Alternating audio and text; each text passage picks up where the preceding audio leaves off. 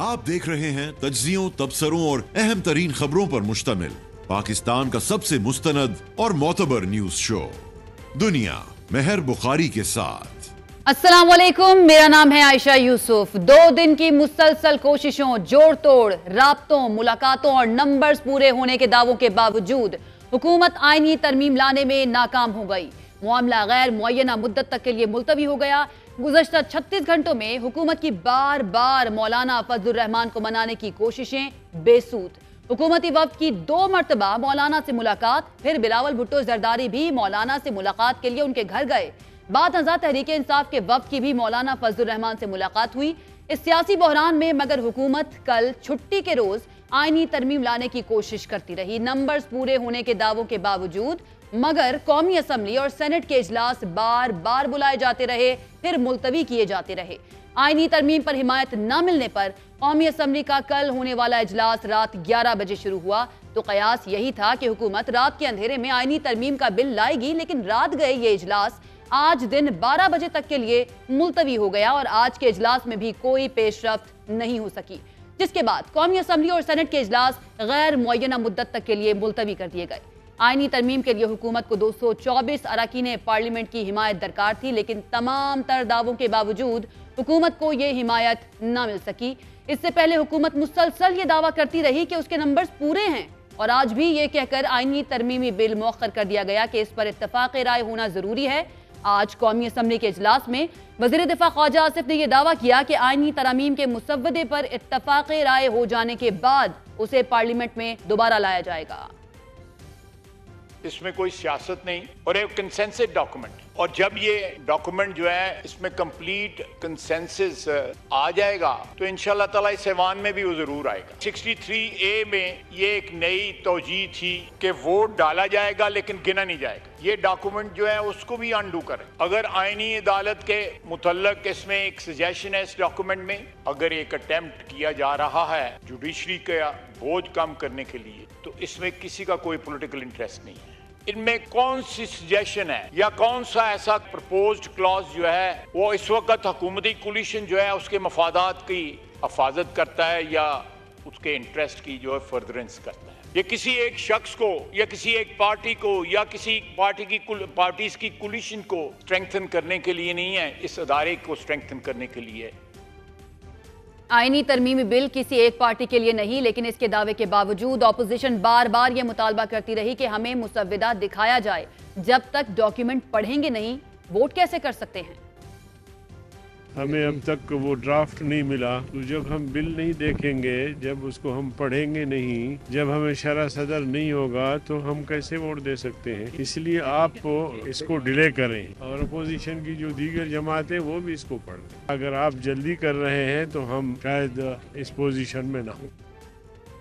लेकिन विफाकी वज़ीर इत्तलात अता तारड़ ये दावा कर रहे हैं कि आईनी तरमीम का ड्राफ्ट मौलाना फजलुर रहमान से शेयर किया गया है।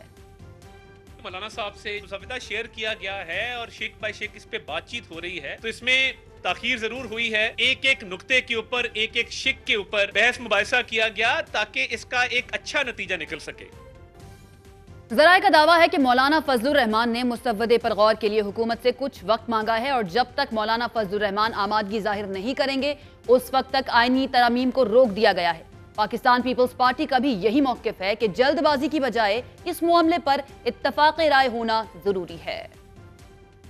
Honourable former speaker, he has tried to present it कि एक पार्टी की जीत हुई और एक पार्टी की शिकस्त। जब भी आप अच्छी चीज भी गलत तरीके से करने जाएं तो उसके नुकसान आते हैं। ये भी काम वो है जो कि सबकी इनपुट से, सबकी मशावरत से ही हो सकेगा, उसके बगैर नहीं होगा। हुकूमत के अहम तरीन रुकन सेनेटर इरफान सिद्दीकी भी तस्दीक कर रहे हैं कि मसला नंबर गेम का नहीं है, बल्कि आईनी पैकेज के कुछ निकात पर इत्तफाक न होने का है। पाकिस्तान तहरीक इंसाफ को मंजर आम पर आने वाले मुसव्वदे पर शदीद तहफ़्फ़ुज़ात हैं। आज असम्बली में खिताब करते हुए असद कैसर ने भी यही सवाल उठाया कि ये नुस्खा आया कहां से है। अगर लॉ मिनिस्टर के पास पता नहीं, अगर हुकूमत के नुमाइंदों के पास पता नहीं, तो ये बताएं कि ये ड्राफ्ट और ये नुस्खा कहां से आया। मुझे सबसे ज्यादा अफसोस पीपल पार्टी पे और खासकर बिलावल भुट्टो साहब पे है कि इनको सारा इल्म है, सारा उसके पास पूरा ड्राफ्ट था, पूरा ड्राफ्ट। ये चोरों की तरह रात की तारीकी में अगर आप कानून साजी करते तो इस कानून साजी को न मानेंगे और उसके खिलाफ जाएंगे और उसके खिलाफ जंग करेंगे। गुज़िश्ता 24 घंटे में जितना झूठ बोला गया, ये तारीख का बदतरीन झूठ था। ये पार्लियामेंट है ना, अपने आप कहते हैं, और आपको कोई कहता है सीधा हो जाओ। ये बड़ी बड़ी पार्टियां इसलिए होती है कि एक डंडी के जोर पर चलते हैं। अदलिया के ऊपर वार हो रही है, अदलिया को अंडरमाइन किया जा रहा है। पार्लियामेंट अपनी वक्त खो चुकी है। अब मुजाहिमत करेंगे अगर कोई इस किस्म की कानून साजी लाते। हम लड़ेंगे फिर रास्तों में, हम चौराहों पे, हम पार्लियामेंट पे, हम अदालत पे, हम हर जगह लड़ाई करेंगे। किसी तौर पर आपकी दोस्त और धमकी में नहीं आएंगे।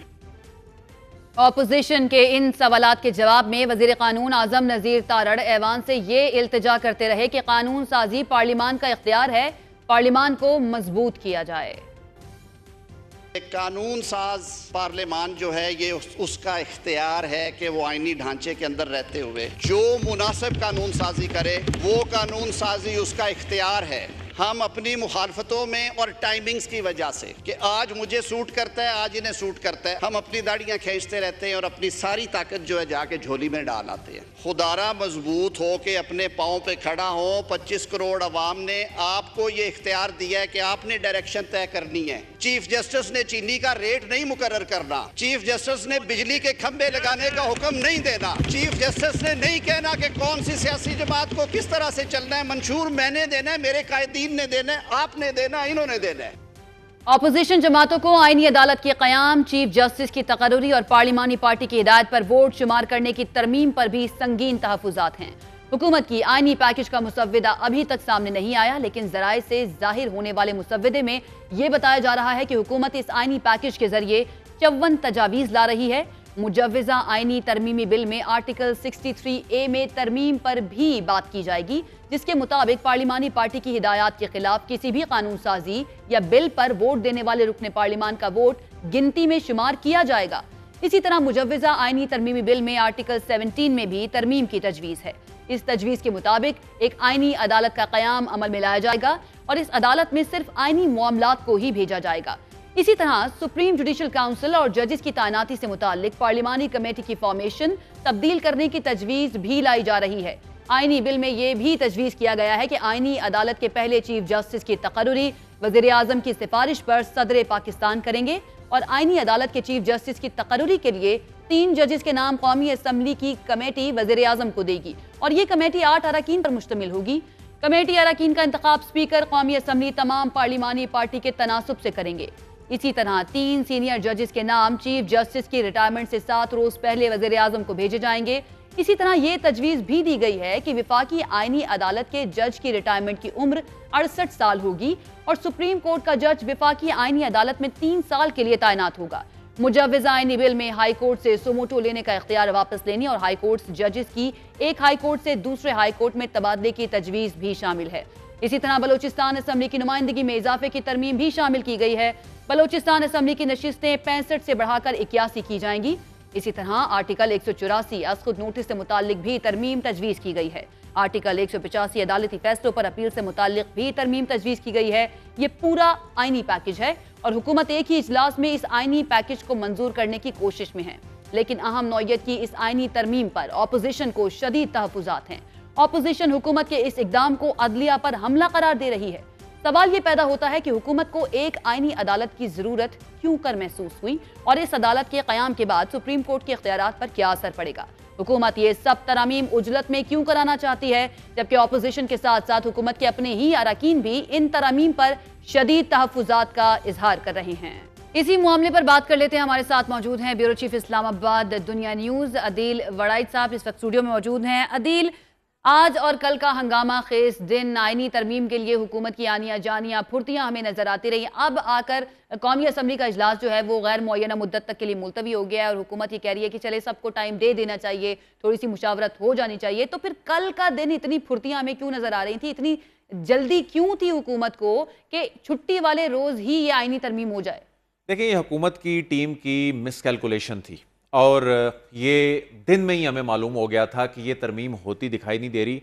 हालांकि जो वज़रा थे वो बड़े कॉन्फिडेंट थे, आज 12 बजे हमने इसको कंक्लूड कर लेना है, लेकिन उन्हें साथ ही हुकूमती लोग ये भी बात कर रहे थे कि अगर इसमें रात पड़ गई ना, अगली तारीख पड़ गई तो समझें ये काम नहीं होगा, इसलिए हमने आज इसे हर सूरत कंक्लूड करना है। न जाने कौन से फियर्स थे और उसमें एक मामला ये भी हुआ कि वही जो हुकूमत का खदशा है उसका एक पहलू ये था कि आज सुप्रीम कोर्ट ऑफ पाकिस्तान में बार्स की जानिब से इसे चैलेंज करने का सिलसिला जो है शुरू कर दिया गया है। जुबैरी साहब ने और दीगर जो बार के अहदेदार हैं उन्होंने इसे चैलेंज कर दिया।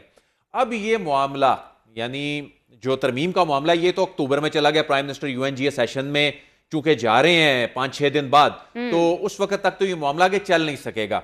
मौलाना ने भी टाइम ले लिया, लेकिन इस वक्त इंपॉर्टेंट क्या है? इंपॉर्टेंट ये है कि ये मामला जाना है जो जजेस की जो कमेटी है 3 रुकनी प्रैक्टिस एंड प्रोसीजर एक्ट के बाद, उस 3 रुकनी कमेटी के सामने मामला जाना है। उसमें एक चीफ जस्टिस साहब हैं, उसमें जस्टिस मंसूर अली शाह साहब हैं और जस्टिस मुनीब अख्तर हैं। ये बाकी 2 जज साहिबान आने वाले 2 चीफ जस्टिस साहिबान हैं, उनकी जानिब से इसके हवाले से यानी जस्टिस मुनीब इस तरमीम के हवाले से सवाल भी कर चुके हैं कि ये तरमीम जो है कब आ रही है, ये क्या तरमीम है। जस्टिस मंसूर अली शाह इससे एक दिन पहले मखसूस नशस्तों का से मुतालिक एक फैसला दे चुके हैं। उस फैसले की कुछ इम्प्लीकेशंस हैं, उसका एक इम्पैक्ट है मुल्क की सियासत के हवाले से भी और आने वाले वक्त में होने वाले फैसलों के हवाले से भी। तो अदलिया मेरे ख्याल में इसको जिस अंदाज में इस पे नजर रखे हुए इसको देख रही है, ये बहुत इंपॉर्टेंट होगा कि ये कमेटी इसको कैसे टेकअप करती है, इसको समाअत के लिए जब मुकर्रर किया जाता है कितना बड़ा बेंच बनता है। मुझे ऐसा लगता है कि इस तरमीम को कंक्लूड होने से कबल ये मामला सुप्रीम कोर्ट ऑफ पाकिस्तान में टेकअप हो जाएगा और हुकूमत का जो फियर था कि इसको रात 12 बजे से पहले कल कंक्लूड करना है वो ना होना हुकूमत के लिए एक बड़ा धचका है। लेकिन अदील बार बार कहा जाता रहा, जैसे आपने भी जिक्र किया कि हुकूमत बड़ी कॉन्फिडेंट थी कि नंबर पूरे हैं। जो सेनेटर इरफान सिद्दीकी साहब है उन्होंने भी यही कहा कि जो नंबर गेम है उसका मसला नहीं है, लेकिन जो पॉइंट्स हैं कुछ मौलाना के साथ उन आईनी तरमीम के, उनके ऊपर इत्तफाक राय नहीं हो सका है। अंदर की खबर क्या है? कल आपने पावर शेयरिंग की भी बात की थी जिस वक्त हम ट्रांसमिशन कर रहे थे। पावर शेयरिंग का मसला है या फिर उसके साथ ये जो दीगर बातचीत की जा रही है इन आईनी तरमीम की, इनके ऊपर पॉइंट्स जो हैं उनके ऊपर इत्तफाक राय नहीं हो रहा है, या फिर कोई और बात है कि मौलाना जो है जिनको इग्नोर किया जाता रहा इतने अरसे तक, हुकूमत साजी में भी उनको शामिल नहीं किया गया, अब अगर उनकी इंपॉर्टेंस बढ़ी है तो वो इंजॉय कर रहे हैं इस सिचुएशन को। देखिए 2-3 चीजें हैं। एक तो मौलाना समझते हैं कि जब पीडीएम बनी हम इकट्ठे चले, उसके बाद जब 8 फरवरी के इलेक्शन हुए, सेकंड फेज में जब पीडीएम आई तो उनकी तजलील की गई, वो बड़े दुखी हैं इस हवाले से और वो शायद इस वक्त का इंतजार भी कर रहे थे कि हुकूमत को कभी ना कभी उनकी जरूरत पड़ेगी। एक तो ये फैक्टर है, उन्होंने अपना बदला हुकूमत से लिया। उनकी सियासत के डायनेमिक्स को भी समझे, केपी के अंदर जो सियासत के जो वहाँ की जो पॉलिटिक्स के जो डायनेमिक्स हैं, वहाँ पर पीटीआई और जो नया वोटर है वो चीज़ों को किस तरह देखता है, किस तरह सोचता है और वो अपनी लाइन उन्होंने क्या ली हुई है।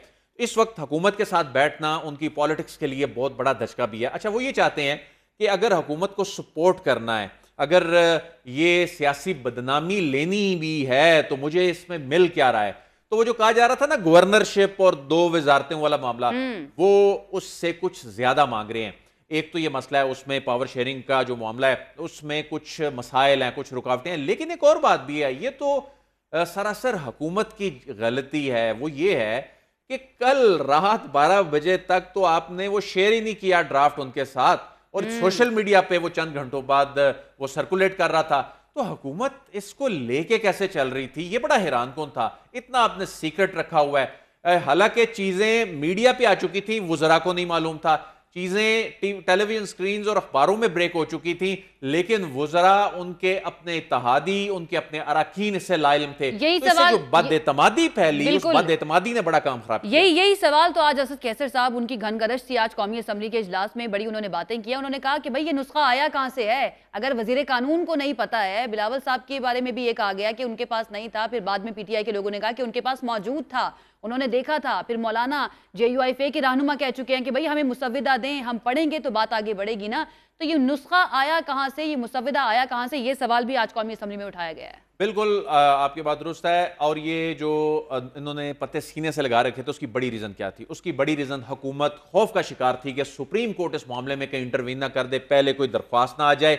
ये चीजें जब ओपन होंगी, ये क्या सरायों की हद तक ठीक था, लेकिन जब ड्राफ्ट सामने अब आ चुके हैं, अब देखें कि आज ही उसके चंद घंटों के अंदर अंदर ही ये मामला जब सामने आया, गुज़श्ता रोज जब हमने ये खबरें ब्रेक की कि ये नुकात हैं, तो अब देखें इससे क्या चीज़ इस्टेब्लिश हो रही है कि हुकूमत की इंटेंशन क्या है कि वो अपनी मर्जी की। देखें, आईनी अदालत आप बनाना चाहते हैं, आप चार्टर ऑफ डेमोक्रेसी की बात कर रहे हैं, लेकिन ये आपको इसी टाइम पे क्यों याद आ रहा है? आपको अचानक इसी टाइम पे क्यों याद आ रहा है कि जज साहब की जो उम्र है रिटायरमेंट की, उसमें 3 साल इजाफा होना चाहिए? तो ये वक्त जो है ये बहुत कुछ बता रहा है। तो ये हुकूमत की जो इंटेंशंस हैं, जाहिर है ये अब तो पूरी दुनिया पे आया हो चुकी हैं। अदलिया भी इसको देख रही है, क्योंकि अदलिया के फ्यूचर का मामला है। जज साहिबान जो बैठे हैं उनके करियर, उनके फ्यूचर, उनके इंस्टीट्यूशन के फ्यूचर का मामला है। तो आप बता ये रहे हैं, आप बता रहे हैं कि हम जी केसेस की पेंडेंसी है, लोगों को इंसाफ की फराहमी, असल इशू की तरफ आप आते नहीं है। असल इशू क्या है कि आपने जो 18वीं तरमीम की, अब तो लोग ये बात करते हैं ना बड़े अरसे से कि आपने तो 18वीं तरमीम भी जो की, आप उसके पीछे मुहरकात शायद कुछ और थे। आपने अवाम को रिलीफ देना था, अवाम को तो आप सेहत वहां ले गए। वो तो कह रहे हैं ना, वो तो कह रहे हैं, वो प्रेस कॉन्फ्रेंसेस में भी कह रहे हैं, वो कौमी असम्बली के अंदर खड़े होकर, सेनेट के अंदर खड़े होकर भी कह रहे हैं कि ये अवामी मफाद के लिए हम आईनी तरमीम करने जा रहे हैं। लेकिन सवाल ये है कि कौन से अवामी मफाद जो है इन आईनी तरमीम से हमें नजर आ रहा है कि अगर ये हो जाती हैं तो आवाम को फौरी तौर पर फायदा होगा? क्या एजुकेशन के मसले हल हो गए हैं? क्या हेल्थ के मसले हल हो गए हैं? क्या इंतजामी मामलात जो हैं, क्या लोगों को रोजगार मिलना शुरू हो गया? ऐसा क्या होगा इस 26वीं आईनी तरमीम से जो 18वीं तरमीम के बाद नहीं हुआ? अच्छा, इसमें वो क्या जवाब बना रहे हैं? इंसाफ की फराहमी, ये सबसे बड़ा जवाब ये बना रहे हैं। अदालतों के मसाइल, पेंडेंसी, लोगों के इशूज, सबसे बड़ा इशू अगर आपने ये वाकई हल करना है तो आप पंजाब पे सिर्फ नजर डाल लें। पंजाब के अंदर जहां हाई कोर्ट में 2.25 लाख केसेस जो हैं वो पेंडिंग हो, जहां पे वहां की डिस्ट्रिक्ट जुडिशरी में 11 लाख 12 लाख के करीब केसेस जो हैं वो उनकी पेंडेंसी हो, और आपने जो रिफॉर्म्स लेके आनी है, आप सूबों को छोटे यूनिट्स में तकसीम करें, आप नए सूबे बनाएं। हम सिर्फ पंजाब की बात कर लेते हैं, आपने अवाम को रिलीफ देना है ना, तो आप इस तरह की लेजिस्लेशन पे क्यों नहीं जाते? इस तरह की आईनी तरमीम में क्यों नहीं जाते आप? फिर जब हम सिर्फ केसेस की बात ही करें, हम नहीं बात कर रहे अभी इस पे, हम आगे जाके शायद बात करें, हम अभी बात नहीं कर रहे कि आपने सेहत के मामले में वहां डेवोल्यूशन ऑफ पावर के नाम पर क्या किया आपने, क्योंकि आप डिलीवर नहीं कर सके सेहत के मामले में, तालीम के मामले में, खेलों के मामले में, सकाफत के मामले में, लॉ एंड ऑर्डर के मामले में, क्योंकि जिस तरह के आपके एडमिनिस्ट्रेटिव यूनिट्स हैं, जिस तरह के आपने सूबे बना रखे हैं, आप सिर्फ ये तरमीमें करते जाएं, असल अवामी इशू की तरफ आप आ ही नहीं रहे। जिस तरह के अब हम सिर्फ पंजाब की जब बात करते हैं, प्रिंसिपल सीट पे 1 लाख से ज्यादा मुकदमात, आपको सुप्रीम कोर्ट के 60,000 मुकदमे जो हैं वो नजर आ रहे हैं। आपको principal seat Lahore high court की वहां लाख मुकदमात नजर नहीं आते, आपको भावलपुर बेंच के 16,000 मुकदमे नजर नहीं आते, आपको मुल्तान बेंच के 39-40,000 मुकदमात नजर नहीं आते, आपको रावलपिंडी बेंच के 14,000 मुकदमे पेंडेंसी नजर नहीं आती। मसला यह है कि आप रियल इश्यूज को एड्रेस ही नहीं करना चाहते। मैं तो समझता हूं कि इस वक्त अगर आपने किसी इशू को एड्रेस, अगर आपने वाकई अवाम को रिलीफ देना है, तो उसके लिए तो आपको ये जो सूबे हैं, नए सूबे बना के उनमें वहां पर उन सूबों के मुताबिक जब हाई कोर्ट्स बनेंगी, आबादी के तनासुब से चीजें होंगी, नए यूनिट्स बनेंगे, इस तरह अवाम को रिलीफ मिलेगा। आप अपने मफाद के लिए अचानक आपको याद आता है 3 साल की तोसी, अचानक आपको याद आता है 2 अदालतें होनी चाहिए, अचानक आपको याद आता है कि सुप्रीम कोर्ट का और सुप्रीम जुडिशल काउंसिल का स्ट्रक्चर जो है वो तब्दील करना चाहिए, जुडिशल कमीशन का स्ट्रक्चर तब्दील करना चाहिए। आपको अचानक याद आ जाता है कि चीफ इलेक्शन कमिश्नर जो हैं वो जब तक नए का तकर्रुर ना हो, हालांकि इसकी जरूरत ही नहीं थी क्योंकि उसके बाद कायम मुकाम चीफ इलेक्शन कमिश्नर आ जाता है। आपको अचानक याद आता है नहीं चीफ इलेक्शन कमिश्नर जब तक नए का तकर्रुर ना हो, क्योंकि उनको आगे नजर आ रहा है कि 4 महीने बाद उन्होंने रिटायर होना है, तो उसके बाद क्या होना है, अपोजिशन के साथ हमारी बात बन नहीं रही, तो फिर आप कहते हैं इन्हीं का तसलसल आइन की तरमीम में डाल दें। तो असल इशू जो हैं आप उनकी तरफ नहीं आ रहे, जिनमें सबसे बड़ा इशू जो है ये सूबों का, नए सूबों को बनाने का जो इशू है, ये हम सिर्फ अगर केसेस की बात भी करें तो ये इस वक्त नागुज़ीर हो चुका है। और इंतजामी मामलात की अगर हम बात कर लेते हैं अदील, पूरे सूबे का एक चीफ सेक्रेटरी होता है, एक अकेला शख्स पूरे सूबे के इंतजामी मामलात को कैसे देख सकता है? अगर सिर्फ पंजाब की ही बात कर लें, 50% से ज्यादा आबादी जो है पूरे पाकिस्तान की वो पंजाब में बसती है और एक चीफ सेक्रेटरी है, तो यहाँ पर तो बहुत ज्यादा जरूरी हो जाता है कि मजीद छोटे इंतजामी यूनिट्स बनाए जाएं ताकि आसानी हो जाए आम आवाम के लिए भी और उस शख्स के लिए भी जो सारे इंतजामी मामलात को देख रहा है। अच्छा, हम बात करते हैं कि हमें कब यूरोप जैसी सहूलियात मिलेंगी, हम स्कैंडिनेविया की बात करते हैं, वहां पर तो 50 लाख से लेकर 60 लाख की आबादी का है, पूरा मुल्क होता है, आपका यहां पर एक सूबा 13 करोड़ आबादी का हो, आप डिलीवर कर ही नहीं सकते। आप जो मर्जी या कर लें, आप जितना मर्जी मुतहरिक चीफ मिनिस्टर जो है उनको मुंतखब कर लें, वो यहां पर जैसी मर्जी ब्यूरोक्रेसी लाके बिठा दें, आप 13 करोड़ लोगों को किस तरह से उनके इशू जो हैं वो हल करेंगे? आप किस तरह से एड्रेस करेंगे? उनके जो चैलेंजेस हैं उनको आपने रिलीफ देना, दे ही नहीं सकते आप सिर्फ लाहौर में, आप सिर्फ रावलपिंडी में, आप सिर्फ और किसी बड़े शहर में टीवी पे, मीडिया पे दिखाने के लिए इकदाम कर सकते हैं, लेकिन आप अतराफ में निकलें, आपको सूरत हाल का लग पता जाए कि हमारे यहाँ पे स्कूलों की क्या हालत है, कॉलेजों की क्या हालत है, हमारे यहाँ पर अस्पतालों की क्या हालत है, आप डिलीवरी नहीं कर सकते। और उसकी रीजन क्या है कि इसमें पॉलिटिकल इंटरेस्ट है। आप डरते हैं कि हमारी सियासत जो है वो खराब हो जाएगी, हमने जो एक मॉडल बना रखा है अपनी पॉलिटिक्स का यहाँ पर हल्कों का, वो खराब हो जाएगा। अब देखें कि 2 लाख मुरब्बा फुट में जो मुरब्बा किलोमीटर जो है, 2 लाख मुरब्बा किलोमीटर का जो एक सूबा हो, उतने में यूरोप के कोई 7-8 मुल्क बन जाते हैं। और आप कंपैरिजन करते हैं, जब सहूलियात की बात करते हैं, डिमांड करते हैं, तो और जब कंपैरिजन करते हैं यहाँ के ज्योग्राफिए के साथ, तो फिर समझ आ जाती है कि ये हो ही नहीं सकता। रवैयों के ऊपर कंपैरिजन वो फौरन से ले आते हैं कि देखें जी यूरोप में क्या हो रहा है, आप लोगों को भी ऐसे बिहेव करना चाहिए। लेकिन अगर हम इंतजामी यूनिट्स की दीगर मजीद सूबों की बात कर रहे हैं, तो हर हुकूमत के अंदर हमने कहीं ना कहीं देखा है कि इन सूबों की बात हुई है। जनूबी पंजाब सूबे की बात हुई, चाहे वो पाकिस्तान तहरीक इंसाफ की गवर्नमेंट के दौरान हो या फिर उससे पहले हुकूमतों के दौरान हो, हुआ कुछ नहीं। वजह क्या है अदील? आप इतने अरसे से ये सब कुछ कवर कर रहे हैं, इनकी नीयत नहीं है करने की, प्रायोरिटी नहीं है, चाहते क्या है ये? देखें, मैं वो फिर 18वीं तरमीम वाली बात करूंगा। इन्होंने 18वीं तरमीम की ना, जब ये हम वैसे भी बात करने लगते हैं ना, तो जमहूरियत पे हमला ये करार दे देते हैं। 18वीं तरमीम इन्होंने जब की, चूंकि ये अब डिलीवर करने में नाकाम हो गए, सेहत में, तालीम में, खेलों में, सकाफत में, लॉ एंड ऑर्डर में, अब ये चीज क्या बता रही है कि ये 18वीं तरमीम किसी विजन के तहत नहीं हुई थी। ये इसलिए हुई थी कि चलें जी हम वफाक में ना आ सके, हमें कोई सिंध से तो नहीं निकाल सकता, और चलें जी हम वफाक में ना आ सके, हम पंजाब में तो बैठे रहेंगे ना। अब आपको समझ आ रही है कि ये मॉडल क्या बात कर रहे हैं? हुकूमत, ये पीपल्स पार्टी तो they take pride in it कि हमने 18वीं तरमीम की है, सूबों को बाइख्तियार किया है। बाइख्तियार किया, वो इस तरह से बाइख्तियार किया कि ये मजाक बन गया। और इस मरतबा कई मरतबा हमारे रियासती सेटअप में, हमारे यहाँ पर पॉलिसी मेकिंग में डिस्कशन हुई कि इसको तो रिवर्स होना चाहिए, सूबे इतने कैपेबल ही नहीं है कि वो इस तरह के स्ट्रक्चर के साथ डिलीवर कर सकें। अगर आपने डेवोल्यूशन करनी थी, आप नेक नियत थे, तो इस हवाले से आपको उसमें फिर छोटे सूबे बनाने चाहिए थे। हम सिर्फ पंजाब की अगर बात करें, बिल्कुल जनूबी पंजाब को, बल्कि वहां 2 सूबे बनने चाहिए। यहाँ पर जो पोठोहार है, इसको अलग एक यूनिट बनाना चाहिए। जो सेंट्रल पंजाब है उसको अलग से जो है वो एक यूनिट बनाना चाहिए। आप लाहौर में बैठ के पूरा सूबा नहीं चला सकते। दुनिया में का कोई यहां पर आप कामयाब मॉडल लाकर रख दें, यकीन करें वो भी नाकाम हो जाएगा, जिस तरह से हम अपने सूबों की गवर्नेंस चला रहे हैं। बिल्कुल सही बात कर रहे हैं। Adeel Waraich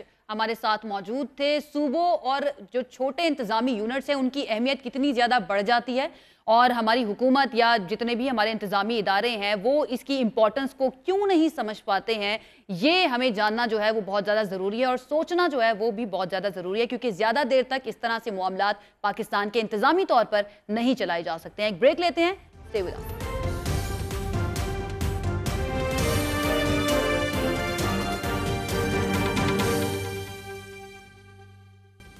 welcome back. हुकूमत का मौक़िफ़ है कि आईनी तरमीम का मकसद पाकिस्तानी अवाम को गुड गवर्नेंस देना है। रियासत की 2 बुनियादी जिम्मेदारियां हैं। पहली, इस मुल्क में बसने वाले मर्दों ख़वातीन को वो तमाम सहूलियात मुहैया करना जिनको बरूए कार लाकर वो अपनी ज़िंदगियों में न सिर्फ बेहतरी ला सकें और मुल्क की तरक्की में अपना हिस्सा डाल सकें। दूसरा, रेवेन्यू जनरेट करना ताकि वो आवाम पर पैसा खर्च करके उनकी फलाह बहबूद कर सके। अब अच्छी गवर्नेंस तभी मुमकिन है जब जिस इलाके में रियासत मुश्तमिल है उसके तमाम बासी बराबर की सहूलियात हासिल कर सकें, यानी जोग्राफिया बहुत ज़्यादा अहमियत रखता है। सादा अल्फाज में अगर इलाका बहुत बड़ा है तो उसमें बुनियादी सहूलियात सब तक पहुंचना तकरीबन नामुमकिन होगा। क्योंकि पाकिस्तान विफाक है तो पाकिस्तान में सूबों के इंतजामी यूनिट है। सूबे, रियासतें या रीजन्स, ये मुख्तलिफ नाम हैं जो कोई भी विफाक अपनी इकाइयों को देता है। पाकिस्तान की कुल आबादी इस वक्त तकरीबन 25 करोड़ है, जबकि सूबों की तादाद आज भी 4 है, जो 50 साल कबल भी 4 ही थे। और यही वजह है कि पाकिस्तान की चारों इकाइयों या सूबों की आबादी तो बढ़ रही है, लेकिन वसाइल में उस तेजी से इजाफा नहीं हो रहा और ना ही अवाम को सहूलतें मिल रही हैं।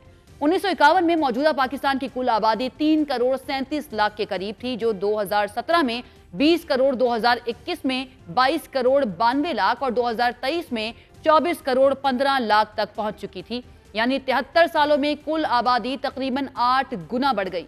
अब अगर 4 इकाइयों को देखा जाए तो पंजाब की आबादी 6.35 गुना, सिंध की आबादी 9.33 गुना, खैबर पख्तूनख्वा की आबादी 6.36 गुना, बलूचिस्तान की आबादी में 14 गुना इजाफा हुआ। और अब अगर आबादी के लिहाज से पंजाब को देखें, सिर्फ 12 मुमालिक ऐसे हैं जिनकी आबादी पंजाब से ज्यादा है, 31 मुल्क ऐसे हैं जिनकी आबादी सिंध से ज्यादा है, 41 मुमालिक ऐसे हैं जहां खैबर पख्तूनख्वा से ज्यादा लोग बसते हैं। इसी तरह अगर बलूचिस्तान के रकबे को देखा जाए तो बलूचिस्तान का रकबा 172 मुमालिक से बड़ा है, जिनमें Norway, Finland, Malaysia, Poland, Italy और यूके जैसे मुमालिक भी शामिल हैं। अब अगर दीगर मुमालिक में सूबों या स्टेट्स को देखा जाए तो अमेरिका 50 रियासतों पर मुश्तमिल है, मगर आज़ादी के वक्त अमेरिका सिर्फ 13 रियासतों पर मुश्तमिल था। इसी तरह भारत जो हमारे साथ आज़ाद हुआ 1947 में 9 रियासतों पर मुश्तमिल था, मगर इस वक्त भारत 24 रियासतों पर मुश्तमिल है। भारत में नई स्टेट्स बनाने का आगाज 1960 में पहली मर्तबा यानी आज़ादी के महज 13 साल बाद उस वक्त हुआ जब बंबई की रियासत को तकसीम करके महाराष्ट्र और गुजरात की 2 रियासतें बनाई गई थी। 1960 में पंजाब को 3 स्टेट्स में तकसीम कर दिया गया। सन 2000 में मध्य प्रदेश को तकसीम करके छत्तीसगढ़, बिहार को तकसीम करके झारखंड और उत्तर प्रदेश को तकसीम करके उत्तराखंड की स्टेट्स बनाई गई, जबकि आबादी 1 अरब 41 करोड़ से जायद है। इसी तरह चीन की कुल आबादी भी भारत के करीब है, मगर 31 सूबों पर मुश्तमिल है। इंडोनेशिया रकबे के लिहाज से सबसे बड़ा इस्लामी मुल्क, कुल आबादी तकरीबन 28 करोड़ और सूबों की तादाद 34 है। नाइजीरिया की आबादी 22 करोड़ और सूबे 27। ब्राजील आबादी 21 करोड़ से जायद, सूबों की तादाद 36। ईरान की बात करें तो आबादी 9 करोड़ से जायद है और उसके 31 सूबे हैं।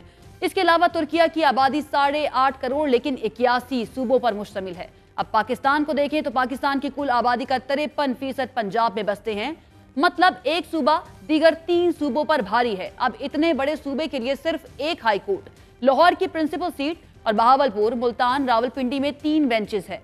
इतने बड़े सूबे के लिए एक हाई कोर्ट और इस हाई कोर्ट में भी जजेस की 24 आसामियां अभी तक खाली हैं। रकबे के लिहाज से सबसे बड़े सूबे बलोचिस्तान की 1 प्रिंसिपल सीट और 2 बेंचेस, सिब्बी और तुर्बत, खाली आसामियों की तादाद 4 है। सिंध हाई कोर्ट की कराची में प्रिंसिपल सीट, फुल बेंचेस की तादाद 4 है, जबकि अभी तक 7 जजेस की आसामियां खाली हैं। जितना बड़ा सूबा होगा उसकी प्रिंसिपल सीट और बेंचेस पर केसेस का दबाव भी ज्यादा होगा। ताज़ा तरीन आदाद-ओ-शुमार के मुताबिक गुज़श्ता साल दिसंबर तक मुल्क की अदालतों में तकरीबन 23 लाख केसेस ज़ेरे अल्तवा थे। इंसाफ की फराहमी के साथ साथ गुड गवर्नेंस के लिए इंतजामिया को किरदार भी अदा करना होगा। 53% आबादी पर मुश्तमिल पंजाब में सिर्फ एक चीफ सेक्रेटरी होता है। जितना छोटा सूबा होगा उसका इंतजामी कंट्रोल उतना ही आसान होगा और सर्विस डिलीवरी भी बेहतर होगी। इसी तरह रकबे के लिहाज से सबसे बड़े सूबे बलोचिस्तान में भी एक चीफ सेक्रेटरी, दहशतगर्दी का सामना करते खैबर पख्तूनख्वा में भी सिर्फ एक चीफ सेक्रेटरी और चीफ सेक्रेटरी को सूबे में अमनो अमान का भी ख्याल रखना है और सर्विस डिलीवरी भी करनी है। इसी मामले पर बात करते हैं, माहिर मईशत डॉक्टर खाकान नजीब साहब ने हमें ज्वाइन किया। डॉक्टर साहब बहुत शुक्रिया ज्वाइन करने के लिए। सर, इस वक्त हुकूमत आइन में तरमीम करना चाहती है, लेकिन पाकिस्तान को जो मुआशी चैलेंजेस का सामना है उसमें अवाम की फलाह बहबूद जो है वो सबसे बड़ा मसला है। आपको नहीं लगता कि छोटे इंतजामी यूनिट्स अगर बना दिए जाएंगे तो लोग ज्यादा खुशहाल होंगे? आयशा साहिबा, फेडरल गवर्नमेंट और जो सूबे हैं, पहले इनका जो 18वीं तरमीम का तनाजुल है उसको क्लियर करना ज़रूरी है। इसमें तकरीबन 17 सब्जेक्ट ऐसे हैं जो कि प्रोविंसेस को चले गए हैं 18वीं तरमीम के मुताबिक, पर हमने फेडरल गवर्नमेंट में भी उन सब्जेक्ट्स को, पॉवर्टी है, क्लाइमेट चेंज, एग्रीकल्चर, ये ऐसे सारे सब्जेक्ट्स हैं जिनको हमने अभी भी फेडरल गवर्नमेंट में रखा हुआ है। एक तो ये शिफ्ट करना है। फिर याद रखिए कि NFC जब 7वां हुआ तो तकरीबन 63% फेडरल टैक्सेस जो हैं वो प्रोविंसेस को including AJK, GB and former FATA जो हैं वो जाते हैं। अब बात इतना बड़ा जो हुजम प्रोविंसेस के पास आया है, उसके बाद यही ख्याल था कि वो नीचे या तो डिस्ट्रिक्ट और लोकल गवर्नमेंट्स को जाएगा, जो उनका क़याम पाकिस्तान में मुश्किल रहा है, या कोई भी कराची में बैठकर या लाहौर में बैठकर 400 मील दूर किसी भी जगह को उस तरह मॉनिटर नहीं कर सकता। तो ज़रूर ये बात आगे बढ़नी चाहिए और ये बात बहुत होती रही है कि सदर्न पंजाब जो है वहाँ पे एक सूबा जो है वो क़याम अमल में आना चाहिए, इसमें कोई शक नहीं है। ये क्यों कहते हैं हम? देखिए, local governments, local provinces earning their local monies and spending on the people eight their door steps so that उनके लोकल मसाइल वहां हल हों। इसमें तो कोई दो आरा नहीं हो सकती। सर्विस डिलीवरी बेहतर होगी, एफिशिएंसी बेहतर होगी, लाइटर गवर्नमेंट होगी बिकॉज आपने लोकली चीजों को मैनेज करना है। और फिर प्रोविंशियल जो पीएफसी है, ये तो एनएफसी हमने किया ना, नेशनल फाइनेंशियल कमीशन, अब पीएफसी भी तो करना है जहां से चीजें नीचे जानी है। अब यही एक्सपेंडिचर का वो रिफॉर्म है आयशा जो कि मिसिंग है पाकिस्तान में। इसलिए क्वालिटी ऑफ स्पेंडिंग, क्वांटिटी तो हमने दे दी है पर क्वालिटी ऑफ स्पेंडिंग जो है वो लैकिंग है। और फिर जब छोटे सूबे बनेंगे तो 3 मेजर टैक्सेस आयशा साहिबा इनके पास हैं। आप सोचिए, इनके पास एग्रीकल्चर इनकम टैक्स है, सर्विसेज जीएसटी ऑन सर्विसेज इनके पास है, मोटर व्हीकल टैक्सेशन इनके पास है, बहुत बड़ा जो प्रॉपर्टी की टैक्सेशन है चौथा वो इनके पास है। तो ये सब काम ये छोटे सूबे कर सकते हैं। फिर ये सिटीज डेवलप कर सकते हैं। सिटीज खुद इंजन ऑफ ग्रोथ होती हैं दुनिया भर में। आप बड़ी सिटीज में जाएं, those are the engines of real growth. और सिटीज फिर वर्टिकल जाएं ना कि हॉरिजॉन्टल जाएं, और फिर इसी से आपकी बिजली की एफिशिएंसी आएगी। ये सारी पाकिस्तान की जो थिंकिंग है, ये जो माइंडसेट है, I am really glad we are talking about it. ये जरूरी करना है और आई रियली होप कि ये दोनों साइड डॉक्टर साहब ये मामला भी, प्रोविंसेस भी, सही, ये मामला आपको समझ आ रहा है कि कितना ज्यादा जरूरी है छोटे इंतजामी यूनिट्स बनाना। हमें समझ आ रहा है। तो जो ऐवान में बैठे हुए हैं जिन्होंने अपनी सारी जिंदगी पॉलिटिक्स की है, जो कि बहुत ही जीरक हैं, उनको ये बात क्यों समझ नहीं आ रही है? वो कहते हैं कि जी सुप्रीम कोर्ट के जजेस की तादाद या आईनी तरमीम इससे हम कर रहे हैं ताकि आम आवाम जो है उसको जल्द से जल्द इंसाफ मिल सके। बिल्कुल मिलना चाहिए, लेकिन इंसाफ की फराहमी एक बुनियादी मसला है, एक इंसानी हक है। यहाँ तो लाखों केसेस अगर सूबों की बात की जाए जेर इल्तिवा हैं, सिर्फ सुप्रीम कोर्ट में 60,000 हैं, यहाँ पर लाखों हैं। हुकूमत ये कह रही है कि अगर नए इंतजामी यूनिट बनाए जाएंगे तो खर्च होगा, सेक्रेटेरिएट बनेंगे, सरकारी मुलाजमीन रखे जाएंगे, उस पर भी तो खर्च आएगा, वो कैसे मैनेज होगा? देखिए ना, अगर आप लीनर गवर्नमेंट बनाएंगे हर सतह पर, और अभी जो आपने गवर्नेंस का निज़ाम ही ऐसा रखा हुआ है कि हर काम अपने पास रखा हुआ है। ज़रूरी नहीं है कि गवर्नमेंट जो है जब लोकल लेवल पर जाए या डिस्ट्रिक्ट लेवल पर जाए या प्रोविंसेस और बने तो आपको नए स्कूल खोलने की ज़रूरत है। Here is the trick. देखिए, कुछ काम गवर्नमेंट के करने के होते हैं, कुछ काम गवर्नमेंट जो है उसके लिए पे करती है, पर जरूरी नहीं है। अगर स्कूल आप प्राइवेट सेक्टर या एनजीओ से चलवा सकते हैं अपने, वो बेहतर चलाएं।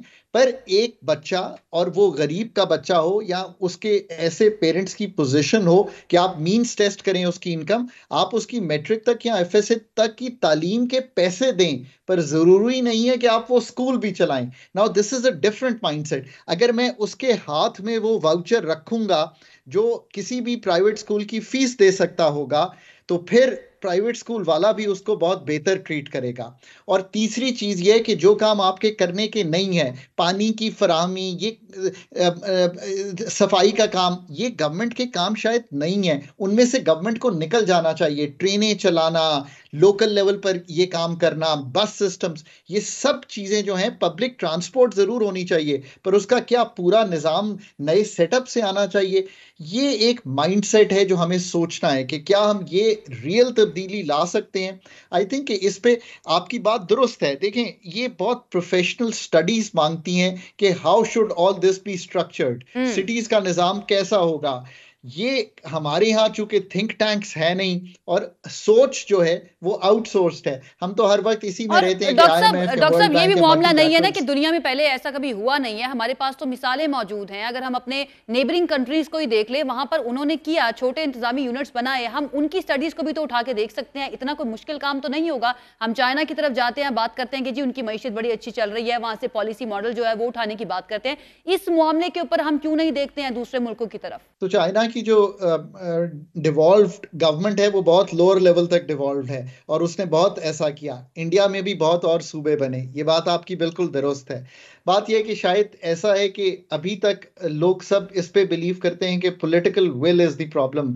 मेरा ख्याल है कि टेक्निकल विल पाकिस्तान में बहुत बड़ा मसला है, क्योंकि सारी जो गुफ्तगू है वो इसी पे हो जाती है। मतलब आप अपने बिजली का सेक्टर देखें और अगर आप रेल ही देखें तो इसकी तंजीमें नौ अब तक फॉरेन जो कंसल्टेंट हैं वो करते रहे हैं, और जरा हाल देखिए कि क्या है। आपको ये आज माइंडसेट तब्दील करना है कि आपको local doctors, local think tanks, local academia से ये सारे काम कराने हैं। और इनकी स्टडीज करके ये बिलीव करना है कि दिस इज पाकिस्तान फ्यूचर। आपकी दहलीज पर इंसाफ भी मिलना चाहिए, एफिशिएंट गवर्नमेंट की जो काम है वो भी होने चाहिए, और गवर्नमेंट को लीनर यानी कि बहुत छोटा भी होना चाहिए। पहले तो 17 सब्जेक्ट प्रोविंसेस को नीचे डिवॉल्व कीजिए, वो डिविजन्स, वो डिपार्टमेंट्स वो बंद कीजिए, फिर प्राइवेटाइजेशन कीजिए, हर सतह पर कीजिए। फेडरल गवर्नमेंट के पास तो अदारे हैं, प्रोविंसेस के पास भी बहुत से अदारे हैं, ताकि गवर्नमेंट जो है एक थिंकिंग गवर्नमेंट बने, एक पॉलिसी ओरिएंटेड गवर्नमेंट बने। फिर रेगुलेटरी निज़ाम ठीक कीजिए। इसी तरह अगर सदर्न पंजाब से बिगिन करके देखेंगे तो बहुत बात हो चुकी ना कि वहां तक जाना ही बहुत मुश्किल है, इसलिए वहां पे डेप्रिवेशन है, उसको ठीक करें, वहां से शुरू करें, एक मॉडल गवर्नेंस का स्ट्रक्चर दें। जैसे कि आपने कई कामयाब तजर्बे किए, आपने जब मोटरवे पुलिस को अलहदा किया तो आपने एक कामयाब तजर्बा किया ना। कोई तो ये नहीं कहता कि मोटर पुलिस जो है ये सही काम नहीं कर रही है, जो हमारी नेशनल हाईवे पे ऑपरेट कर रही है या हमारी मोटरवेज पे ऑपरेट कर रही है। इसी तरह हमने for example income support programme को भी अलहदा किया, उसको भी अच्छी तरह चलाया, 10 मिलियन हाउस होल्ड का डेटा बनाया। जहां हमने खुद काम किया है, ये दोनों काम हमने खुद किए, हमने ठीक डिलीवरी की है। सो ये सारे काम जो हैं बतदरीज होंगे तो सर्विस डिलीवरी बेहतर होगी। बतदरीज होंगे। और सर आप खुद भी वजारत खजाना के तर्जुमान रह चुके हैं, कोई संजीदा कोशिश की गई है इस मामले पर? क्या वहां ये बात हुई है कि नए सूबे बनने चाहिए? कोई स्टडी नहीं हुई है इस बारे में?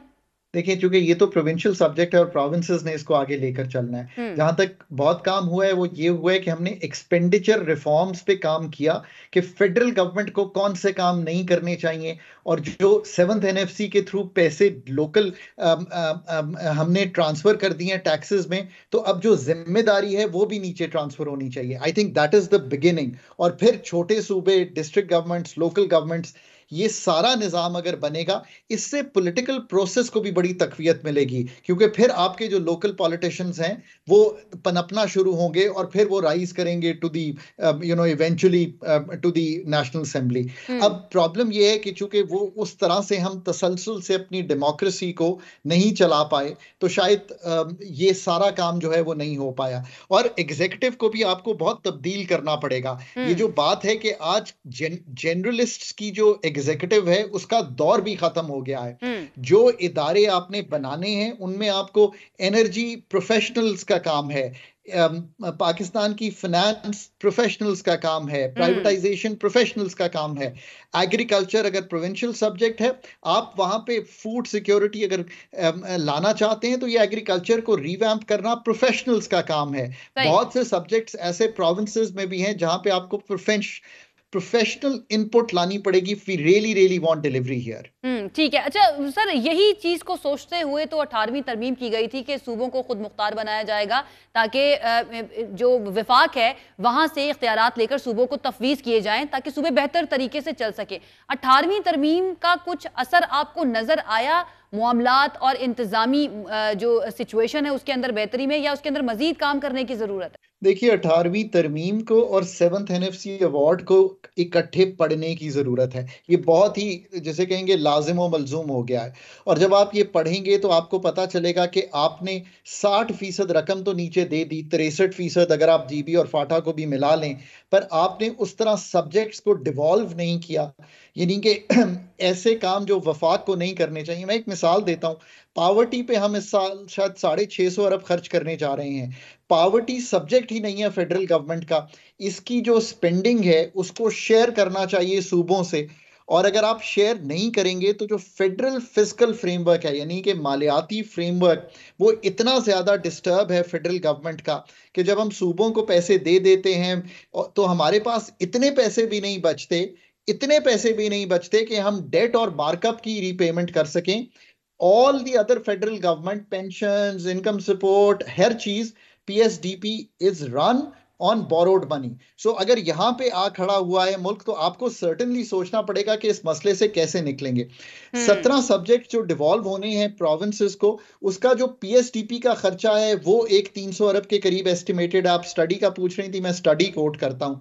300 अरब जो जारी इखराजात हैं उसके हैं, HEC हायर एजुकेशन कमीशन 70-80 अरब रुपया लेता है। तो आपको सोचना पड़ेगा ना कि इन सब चीजों का अब आपने क्या करना है। अब ये वो तश्कील नौ है जो गवर्नेंस की होनी है। अगर हम ये नहीं करेंगे और मौखर करते रहेंगे तो हालात फिर वहीं रहेंगे जो हमारी गवर्नेंस के इश्यूज चल रहे हैं। अब इनको सॉल्व करना एक 5 साला हुकूमत है, सारी पार्टीज इन्वॉल्व हैं, लीडरशिप वहां पे है, एस्टैब्लिशमेंट की सपोर्ट है। सो मैं फिर कहूंगा कि फंडामेंटल काम करने की कोशिश कीजिए। जो स्ट्रक्चर है, जिस तरह से हुकूमत चलती है, उसको तब्दील कीजिए। अगर स्ट्रक्चर्स को तब्दील नहीं करेंगे, अगर अंग्रेज के जमाने का ब्यूरोक्रेटिक स्ट्रक्चर लेकर आज चलेंगे तो वो कभी भी कामयाब नहीं होगा, क्योंकि इवन इंग्लैंड ने वहां पे बड़े प्रोफेशनल यूनिट्स बना लिए हैं जो कि रियल एडवाइस देते हैं, जिसका आप जिक्र कर रही हैं। ठीक है, बहुत शुक्रिया डॉक्टर खाकान नजीब, माहिर मईशत हमारे साथ मौजूद हैं। इंतजामी यूनिट्स बनने क्यों जरूरी हैं, मसला कहाँ पर है, स्टडीज हुई हैं लेकिन उन पर इम्प्लीमेंट नहीं हुआ है, इन तमाम चीजों के बारे में वो हमसे बात कर रहे थे। अगेन एक ब्रेक लेते हैं, ब्रेक से वापस आएंगे, कुछ मजीद बात करेंगे।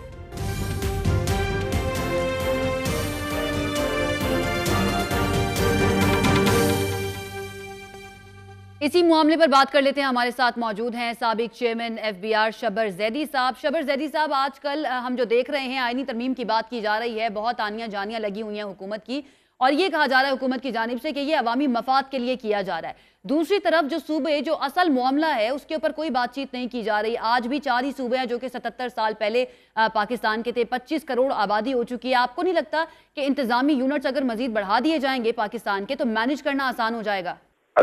अगर पाकिस्तान के मौजूदा सूबों को डिवाइड नहीं किया गया और पाकिस्तान में नए सूबे नहीं बनाए गए, तो ना पाकिस्तान की मईशत सही तरह चल सकती है, ना पाकिस्तान की गवर्नेंस सही तरह चल सकती है।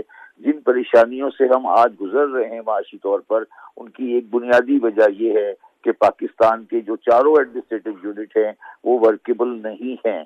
मैं मिसाल देता हूं आपको, एक हमारा सूबा है बलूचिस्तान, जिसका स्टार्ट होता है लोरालाई से और एंड होता है हब पर। इस ज्योग्राफी का सूबा शायद दुनिया में कहीं नहीं है। तो ये जो पाकिस्तान में हमने ये खेल खेला हुआ है कि हम सूबों को चेंज नहीं कर सकते, और 1971 में जो हमने पाकिस्तान में सूबे बनाए थे, जब हमने पंजाब को भवालपुर को मर्ज कर दिया था और ये सब कुछ किया था, ये बुनियादी तौर पे गलत है। और पाकिस्तान को इमीडिएटली कम से कम 10 सूबों में तकसीम कर यहाँ प्रॉपर गवर्नेंस लाई जाए, ना कि हम बिला वजह की चीजें लाएं जाके, जैसे हम कॉन्स्टिट्यूशनल कोर्ट की बात कर रहे हैं। अच्छा शबर जैदी साहब, एक तो इंतजामी मामलात के अंदर भी आसानी हो जाएगी हुकूमत को, दूसरा ये बताइएगा मईशत के लिहाज से अगर हम देखें तो क्या मजीद इफेक्टिव हो जाएगी हमारी ह्यूमन पावर जो है, अगर मजीद इंतजामी यूनिट बन जाते हैं? देखिए, मईशत के मैटर को ये हमारा आम आदमी समझता नहीं है। जो आम आदमी की जो चीजें हैं जिससे आम आदमी का वास्ता पड़ता है, फॉर एग्जाम्पल जिसको कहते हैं तालीम, जिसको कहते हैं सेहत, जिसको कहते हैं ट्रांसपोर्ट, जिसको कहते हैं इरिगेशन, जिसको कहते हैं सीवरेज, ये सारे मैटर या लोकल बॉडी के पास हैं या सूबों के पास हैं। तो अब एक सूबा जो के अटक से शुरू होता है और रहीम खान में खत्म होता है, वो सूबा इसको मैनेज नहीं कर सकता। और इसके अंदर जो तीसरी बुनियादी खराबी आई है वो ये आई है कि आपने प्रोविंशियल गवर्नमेंट का जो प्रोविंशियल फाइनेंस कमीशन है उसमें आपने गलत एलोकेशन की है। सारे पैसे हम एक जगह लगा देते हैं, और ये हमारा तरीका, जो हमारा काम करने का सलीका है, ये ठीक नहीं है। और पाकिस्तान को माशी तौर पर अगर आपने चलाना है, देखिए, एक होता है पैसे की अवेलेबिलिटी और एक होता है उसी पैसे का इस्तेमाल। मैं सूबाई वजीर खजाना रह चुका हूँ और तमाम जितने सूबे हैं उनके पास पैसे की कमी नहीं है, उनके पास एडमिनिस्ट्रेटिव जो कैपेबिलिटी की कमी है कि वो इतने बड़े सूबे को एक सेंटर में बैठ के नहीं चला सकते। और ये दुनिया में कहीं नहीं होता। मेरा ख्याल है इस वक्त पंजाब जो है तकरीबन शायद 16 करोड़ की आबादी का सूबा होगा और ये कहीं भी वर्केबल पोजीशन नहीं है, वर्केबल पोजीशन नहीं है। और आपने खुद बताया कि आप हुकूमतों के इतना क्लोज रहकर हुकूमत के अंदर काम करते रहे हैं, तो क्या वजह है, क्यों ये तरजीहात में शामिल नहीं है? कोई भी हुकूमत जो है वो जब आती है, बाकी कानून साजियां हमें पार्लियामेंट के अंदर होती हुई नजर आती हैं, इसके ऊपर सिर्फ बात हमने सुनी है कि जी साउथ पंजाब का सूबा बना दिया जाएगा, लेकिन अभी तक इसके ऊपर अमल दरामद नहीं हो सका है। इसकी वजह क्या नजर आती है, रुकावट क्या है इसमें? इसकी रुकावट ये है कि दुनिया में जितने भी सूबे बनते हैं, ये मेरी बात को गौर से सुनिएगा और मेरी ख्वाहिश है कि आप इसे जरूर चलाएं, दुनिया में जितने भी सूबे बनते हैं वो ज्योग्राफी पे बनते हैं या एथनिसिटी पे बनते हैं और जबान की बुनियाद पे बनते हैं।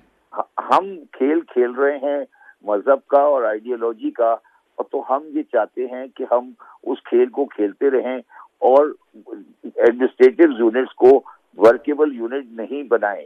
पोटोहार, सेंट्रल पंजाब, सदर्न पंजाब, सराइकी, हजारा, ये अलग अलग लिसानी और एडमिनिस्ट्रेटिव यूनिट्स हैं। बलूचिस्तान का फ्रंटियर पख्तून इलाका और बलूचिस्तान का बलोच इलाका, उनमें आपस में कोई चीज कॉमन नहीं है। वो उसको आप अगर जोड़ेंगे गैर फिक्री चीजों के ऊपर तो फिर वो एडमिनिस्ट्रेशन नहीं चल सकेगी। आपको इसको फिक्री बुनियादों पे जोड़ना पड़ेगा। अगर आप फिक्री बुनियादों पे नहीं जोड़ेंगे, इंडिया में 7 सूबे से 25 सूबे बने हैं, ये तमाम के तमाम जबान की बुनियाद पे बने हैं। जबान की बुनियाद पर मैं दोबारा आपको कह रहा हूँ, तो जबान की बुनियाद के ऊपर सूबे बनाए जाते हैं, ज्योग्राफी की बुनियाद पे सूबे बनाए जाते हैं। ये जज्बात के ऊपर और पॉलिटिकल और स्ट्रेटेजिक रीजन पे सूबे नहीं बनाए जाते। ये एडमिनिस्ट्रेशन का मैटर है, सियासत का मैटर नहीं है। सियासत का मैटर नहीं है, लेकिन सर ये जो बड़े बड़े कुछ खानदान हैं जो इस वक्त मुल्क की सियासत के ऊपर हमें नजर आते हैं, उनकी इजारादारी नजर आती है, क्या ये भी रुकावट है कि इनकी मोनोपोली ना टूट जाए अगर ज्यादा सूबे बन जाएंगे तो? ये जो पाकिस्तान का जो सिस्टम इस्लामाबाद में बैठा है वो खौफजदा हो गया है। वो खौफजदा इसलिए है कि उसका ख्याल है कि अगर उसने एक कार्ड भी गिराया तो पूरी उनकी जो एडमिनिस्ट्रेशन की इमारत है वो गिर जाएगी, उनके वफादात गिर जाएंगे। इसमें सिर्फ सियासतदान नहीं है, इसमें पूरा पाकिस्तान का इलीट कैप्चर का इंतजाम है। वो ये समझते हैं कि अगर इन्होंने इस कागजी इमारत की जो इन्होंने खड़ी की हुई है, अगर इस कागजी इमारत का एक कार्ड भी गिराएंगे तो ये पूरी इमारत धड़ से जमीन पे गिर जाएगी। तो वो इमारत तो एनीवे गिरने वाली है, तो बेहतर है कि उसको आप उसके गिरने से पहले संभाल कर सही कर लें, नहीं तो वो इमारत इनके ऊपर गिर जाएगी। तो ये खौफजदा है, बेसिकली ये खौफजदा है, डर गए हैं, खौफजदा हैं। और इस वक्त जो है सिचुएशन ये है कि वर्केबल पोजीशन में नहीं है पाकिस्तान। अगर ये 4 सूबे इसी तरह से रहते हैं और ये मामलात इसी तरीके से रहते हैं तो आगे जाकर मजीद मुश्किलात का सामना करना पड़ेगा। जबर जैदी साहब हमारे साथ मौजूद थे, बहुत शुक्रिया आपका। तो मामला जो है वो सिर्फ तरजीहात का नहीं बल्कि नीयत का भी हो सकता है। अवामी मफाद के लिए जो आईनी तरामीम और कानून साजी की जा रही है, क्या वो वाकई अवामी मफाद में है, इस पर बैठ कर हमें सोचना होगा। बहुत शुक्रिया आपका, अपना ख्याल रखिएगा, अल्लाह हाफिज।